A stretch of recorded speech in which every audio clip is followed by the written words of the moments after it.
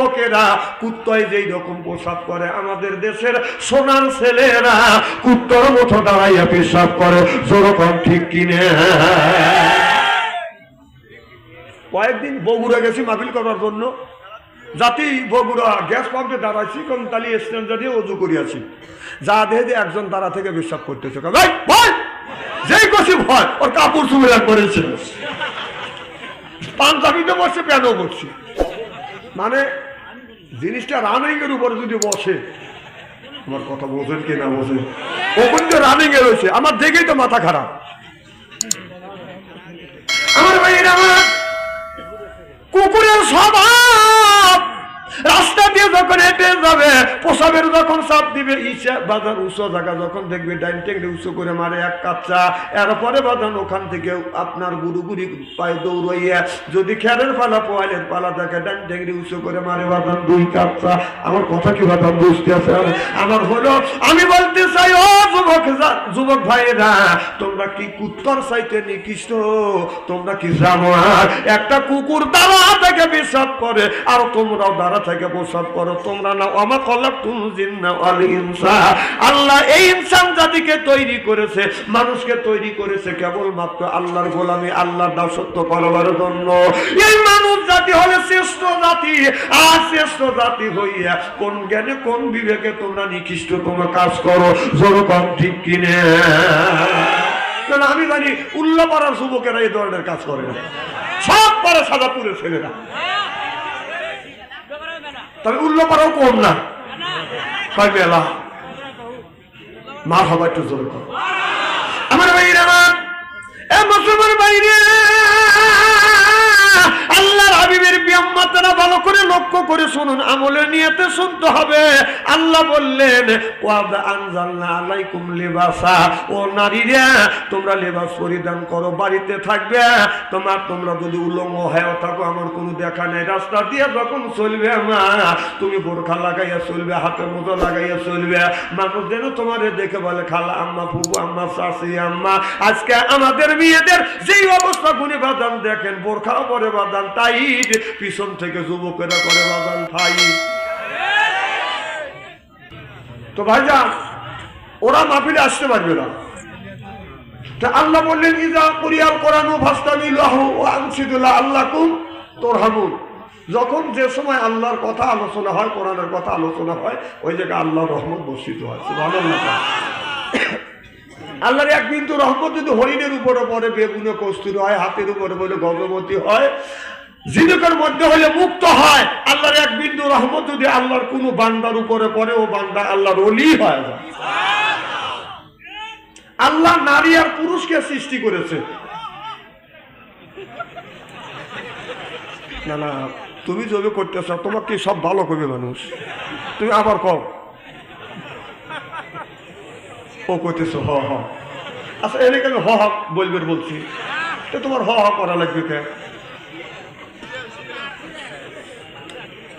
এমন স্ত্রী করা করবো নেই, হাসান হাসান লুঙ্গি ঠিয়ে বাধ্য লাগবি।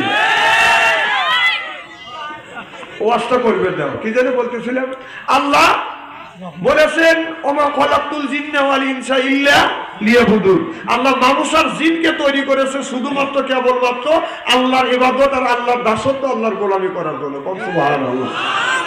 তাহলে আল্লাহ মানুষ পাঠাইছে জোড়ায় জোড়ায়, নারী আর পুরুষ। পুরুষ মানুষও পাঠাইছে জোড়ায় জোড়ায়, নারী আর পুরুষ। দেখবেন নারীকে তৈরি করেছে পুরুষের বাঁকা হাড়ের দ্বারা। আল্লাহ আদম আলাইহিস সালামকে তৈরি করবার পরে আল্লাহ বলল, আদম আমি তোমাকে তৈরি করলাম এই যে বিশাল জান্নাত, যেখানে খুশি সেখানে যা, যাহা খুশি তাহাই খাও। তো আদম আলাইহিস সালাম জান্নাতের মধ্যে ঘোরাফেরা করে, কিসের জানি অভাব। আদম আলাইহিস সালাম তো বুঝতে পারে না, ভিতরে তো অভাব আছে এটা বোঝে, কিসের অভাব তা তো জানে না। জানে কে? আল্লাহ। ইন্নাল্লাহা আলিমুম বিজাতি সুদূর, সব মানুষের খবর কে জানে? আল্লাহ। আল্লাহ একটা নারী তৈরি করলেন। দেখেন নারী আর পুরুষকে আল্লাহ তৈরি করছে, সব জিনিস জোড়ায় জোড়ায়, মুরগি গরু বাছুর যত কিছু আছে, নারী আর পুরুষ আছে না নাই? এই যে দান যুগ যেগুলি হয়, দান জন্ম দেয়, খালি মহিলা দান না, মহিলা দান হলে দানের ফলন হয় না, আবার পুরুষ হলে ফলন হয় না, নারী পুরুষ দুইটাই লাগে। তো পুরুষটা হলো সাইকেল যখন চালান, পুরুষটা হলো টায়ার, টায়ার থাকে বাইরে, আর টিউটা কোথায় থাকে? যখন ভিতরে টিউ থাকে আর টায়ার থাকে হলো বাইরে। এখন টিউ যদি বাইরে দেওয়া যায়, টায়ার যদি ভিতরে দেওয়া যায়, আপনারা বলুন সাইকেল চলবে? ও বাস্টে হওয়া যাবে, কিছু তো যাওয়ার পরে কাটা বিটবে, বিটবে কিনা? এই জন্য পুরুষ নারীরা হলো টায়ার, ওরা থাকবে ভিতরে, পুরুষ হলো টিউ, এরা থাকবে বাইরে, রাস্তা দিয়ে চলবে, কাটা আছে, ইট আছে, খোয়া আছে, সব পুরুষের গায়ের উপর দিয়ে দেবে। ওরকম ঠিক কিনা? আর নারীর গায়ে কাটা ছোঁয়া লাগতে দিবে না। তো মা, তাহলে তোমরা যে তোমাদেরকে আল্লাহ টায়ারের মতো নরম করে বানাইছে, তোমরা থাকবে ভিতরে, তোমরা কোন জ্ঞানে কোন বিবেকে তোমরা টায়ার টিও হায়া তোমরা বাইরে দেবে? সব তোমরা তো কইলেও দেবে।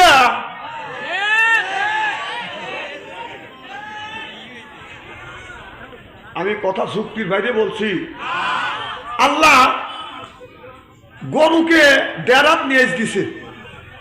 আজ থেকে 30 বছর 40 বছর আগে আমি চিন্তা করলাম, তখন তো এইরকম করে ফ্যান ছিল না, আর মশায় মারার এরকম ফাঁদও ছিল না। হয়তো উঠতে ছিল 2-1টা কয়েল, আর ধূপ দিয়ে খালি বাতাস দিত। কতক্ষণ? আর 40 বছর আগেকার ঘটনা, তারও আগে।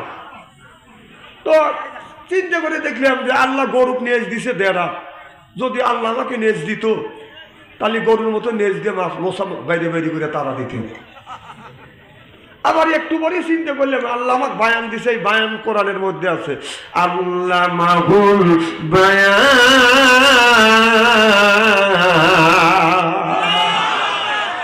বায়ান শব্দের অর্থ আমি 7টা পাইছি। আমার সাইটে যারা রিসার্চ আর গবেষণা করে তারা বেশি পাবে। বান শব্দের অর্থ হলো কথা, বান শব্দের অর্থ ভাষা, বান শব্দের অর্থ হলো জ্ঞান, বান শব্দের অর্থ হলো বিবেচনা, বান শব্দের অর্থ হলো চেতনা, বান শব্দের অর্থ হলো মেঘা, বান শব্দের অর্থ হলো বাদান প্রজ্ঞা। আল্লাহ মাহুল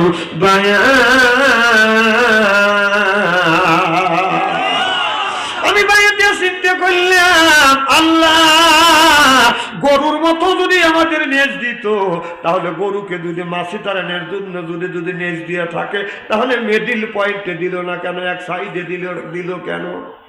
আবার চিন্তা করলাম ছাগলের দিকে দেখে 4 ইঞ্চি নেজ, গরু জানি 1.5 হাত নেজ দিয়ে মশা বাইরে বাইরে করে, ছাগল 4 ইঞ্চি নেজ দিয়ে কি মশা তাড়াতে পারবে?